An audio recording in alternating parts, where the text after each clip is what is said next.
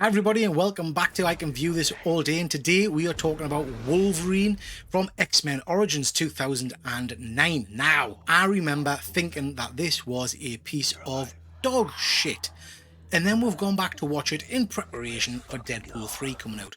James, what did you think of this film? I liked this when it came out, and I still think it's okay. There's a lot of dodgy decisions made in this with the story, but like it's fun. Like it's fine. I think there's some really good action sequences in it. I like some of the character portrayals in it. Some good performances. Like it's not terrible at all. People generally say that this is one of the worst X films out there. You know, I went in expecting to hate it. I really had a good time. I thought this was good fun. You're right, there are some shocking decisions and we'll touch on them later on. But you know what? We've got an origin of Wolverine that made sense. We've got a fantastic rivalry between Wolverine and Sabretooth. I think probably my favourite on screen so far. Yeah, absolutely. We've got some good action, some good introductions to mutants. I can't remember why I hated this back in the day. Well, I remember at the time, it leaked online like 2 or 3 months before it came out, and there was like an unfinished version. So I'm pretty sure I watched that first, and it was like, oh, this is all right. And then I went to see it in cinemas. I was like, yeah, I like this. Got it on DVD and everything. And only as time has gone on, and everybody's kind of shot on it over the time, that I just kind of, oh yeah, that's the bad one. That's the bad one. But like, yeah, it's. I had a good time. It's popcorny. A rough copy was leaked online, and I reckon it was downloaded 15 million times Yikes. before the actual film came out, which is crazy.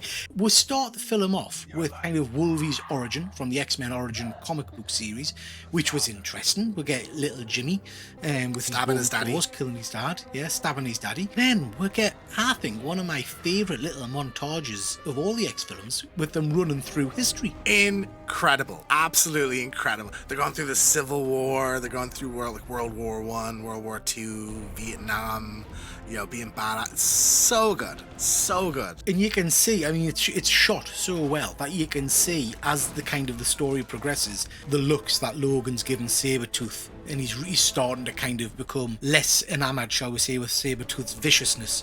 He wants to be a war criminal. He wants to do just horrible things, you know. Like, What did you think of this portrayal of Sabretooth? I think Liev Schreiber is the best Sabretooth we've had. I know a lot of people are a fan of Tyler Mane, but he barely speaks in that movie. Here, he's charismatic. He's very sinister. He feels threatening. You know, he almost has like almost a Dracula-esque quality to him, like seductive in a way. You know, I think it's a fantastic performance. He was absolutely phenomenal, and for me, he's streets ahead of the rendition we got in X-Men 1, if I'm being brutally honest. I thought every time they were on screen together, it was just fire, you know, and his wicked little grin. I love the effects of his nails coming out. Yeah, same. Just thought he looked amazing, and I thought him and Hugh Jackman worked incredibly well together. Special effects, what did you think of some of the special effect choices in this film? A bit ropey. So I think the worst offender is the claws. They're just so shiny. And so like there's a bit where he's in the bathroom and he's like puts them out. I think it's the first time he's looking at his like metal claws properly, and he's like whacking them against each other, and it just looks terrible, so bad. So like, yeah, I think they're very rough. I think there are times when his clothes look pretty cool, and then there are other times when they're quite clearly CGI and they just look shocking. What about the rest of the special effects? I thought some of the mutant effects, so you know, you get Gambit introduced in this, you get the Blob, very cool. The Gambit effects I didn't really have a problem with, and nothing stood out to me as particularly bad. The de-aging on Patrick Stewart is he's a bit too shiny, I think, when he steps off the plane. And I also think like a problem with the film is that it's maybe shoehorning too many characters into it. You don't need Cyclops in this movie. You don't need a Cyclops origin. You don't need Emma Frost in this film. I think that whole storyline of the kids that have been kidnapped didn't need to be in the film at all, really. I think if you focused on the Team X stuff, and then just the Wolverine Sabretooth thing with Stryker, I think that was probably enough. And Gambit, I think you can throw Gambit in there for fun. The mutant kids were shoehorned in, weren't they? But that said, as a ex-nerd, it was nice trying to kind of pick out who was who within the kind of the prison cells and things like that. I really loved the Blob in this. I think the effects are fine. I think the fight is fun. I think Kevin Durand was just incredible in this. Like, I like how you see him muscular at the start of the movie, and then to see what he kind of becomes later. But he's just a really underrated actor. I think just like the cast of the team kind of at the start are good. You have Dominic Monaghan, the guy that controls electricity. I can't remember his name. Will.i.am is maybe a little bit of a weird choice to have in the movie, you know? Well, you say that, but actually, I thought he was pretty good in it. I didn't think his acting was was kind of standing out in any negative way. Maybe for me, he was just too famous at the time. Like, Right, everyone knew who the Black Eyed Peas were massive when this film came out, so I Yeah. think that might have been more of my issue. But no, I think you're right. I think that assembled cast were really, really cool. But James, we have to talk about the elephant in the room, which is a massive kind of, do you know, one of those moments where you just stop and you think, what the holy shit were you thinking?